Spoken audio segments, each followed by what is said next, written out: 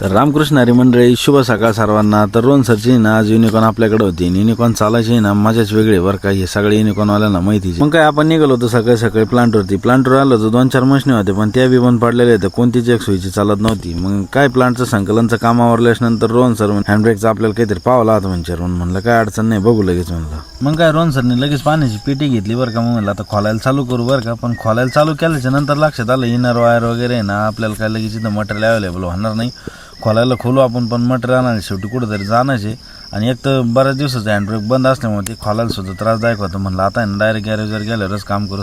आणि कसं आहे ना, गाडीतलं मशीन पण काय क्वालिटी व्यवस्थित दाखवत नव्हतं ना। आणि त्या बाबतीत ना आपल्याला लगेच कॉम्प्रोमाइज नाही करता येत बरं का। कारण काय तर क्वालिटी पाहिजे शेतकरी। मग काय तुमच्या भावानं आहे ना सगळा पासार इलेक्ट्रिकलचा काढला बरं का, मल्टीमीटर वगैरे। मग मशीन खोललं म्हणलं आता आहे ना सांगितलं तुला कामाला लावावं लागणार म्हणलं। आता 4 मशीनपैकी एक तरी आज केच करणार आपण। मग काय आपल्याला एकच मशीन क्लिअर करायची बरं का। पण मग आपण आहे ना 4 मशीन आहे ना पंपामध्ये क्लिअर करून टाकल्या। मग आहे ना डोक्याचा लय भोगा झालता। म्हणलं आता थोडंसं म्युझिक प्ले किया जाय।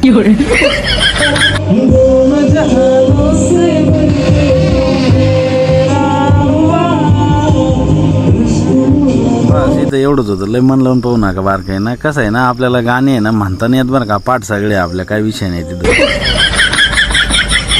मग काय प्लांटवरला भाऊन गावाला घरी आलो होता भाऊ तुमचा बरं का। ते लगेच घरचे भाऊ जनावराला पाणी नाही, पहिले एकदम मोटर चालू करायला होती। म्हणलं काय विषय नाही, लगेच गंगावर आलो आपण खाली मोटरीकडे। आता आहे ना घरी जनावराला पाणी नव्हतं म्हणल्यावर काही करून मोटर चालू करावंच लागणार आहे बरं का। मग मोटर काय अशी तशी चालू आहे ना भाऊ, 3दा बंद पडायचं। मग दिलं टेस्टर लावून स्टार्टरला। मग म्हणलं आता सायना त्यानंतर आपल्याला टाइमपासच करण्यात तिथं काही विषय नाही तिथं बरं का। मग बसलो बराच वेळ, नंतर लोळलो तिथं।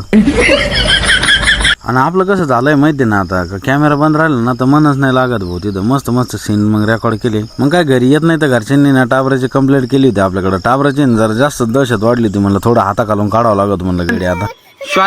सॉरी मान हा हा हा आता सॉरी मान लवकर, सॉरी मान। थांब फटका देतो तुला आता। हा हा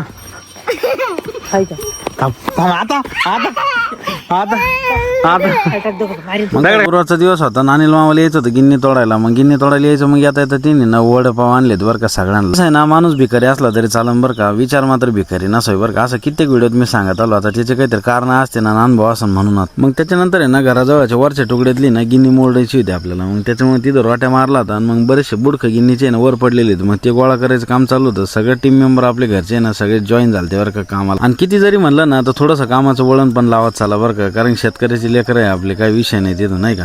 आणि राहिलं विषय कामाचा बरं का, आता काम नका करी ना, शेवटी काय त्यांचं कामाचं वय नाही बरं का। पण त्यांच्या डोळ्यासमोर तरी आपल्याला कामकाज दिसलं पाहिजे कुठतरी, त्यांना त्या गोष्टीची रूपरेषा कळत चालली पाहिजे। आता बऱ्याचशा लोकांना काही बोललेलं आहे ना जड जातं बरं का। पण काही गोष्टी कसं आहे ना ब्लॉगच्या मार्फत मला तुम्हाला सांगायच्या राहते का बाबा, काहीतरी गरजेचं आहे। या काळानुसार आपला बदल पण गरजेचा आहे। आजच्या जनरेशनची इतकी खतरनाक सिस्टम झालेली का 24 तास मोबाईल राहतो पोरांच्या हातात कार्टूनसाठी। तुम्ही ना व्हिडिओत पाहू शकता बरं का, 40-42 डिग्रीचं तापमान आहे, भरवून आहे ना आम्ही सगळे वावरत होतो बरं का। तर काय सगळ्या परिस्थिती झुंज द्यायचं आहे ना, तर आपल्या पुढच्या पिढीला शिकवण्याची गरज आहे।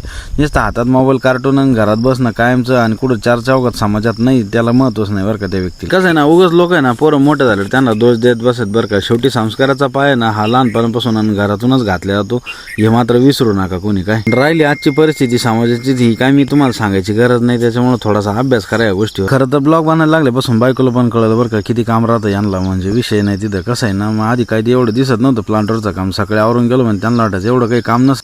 आणि आता आहे ना विषय खोलून गेलेला आहे बरं का। मग खालची ना गिन्नी ना थोडं गबळ आम्हाला रान तयार करायचं होतं। मग गिन्नीतला पाला पाचोळा जाळ। आणि आपला स्वभाव कसा माहिती आहे ना, सगळे गाणे आपण वेळोवेळी वाजवित राहतो बरं का। आपल्याला एक रील शूट करायची होती। मग आपण आलो होतो भट्टीवर आल्यावर मग काय तिथं मित्र परिवार जमा झाला। मग रील वगैरे शूट केली, मग बसलो थोडा चर्चेचा विषय झाला। मग घरी ट्रॅक्टर आला म्हणून आलो घरी। आता ना तुम्ही जे व्हिडिओत वातावरण पाहू राहिले ना, या वातावरणासाठी अर्धा तास दिला होता बरं का। तेवढ्यात घरून एक फोन आला म्हणे ट्रॅक्टर आहे ना आलेलं आहे म्हणे आपल्या तिथं रोट्या मारायला। म्हणलं काय हरकत नाही, लगेच आलो। मग आता ना ट्रॅक्टर घरी रोट्या मारायला काम चालू झालं बरं का। आता तिथे काय पाहायचं काम नाही, प्रकाश भाऊ म्हणलं काही विषय नाही बरं का तिथं। तर कसा वाटला आजचा ब्लॉग नक्कीच कमेंटमध्ये कळवा। रामकृष्ण हरी।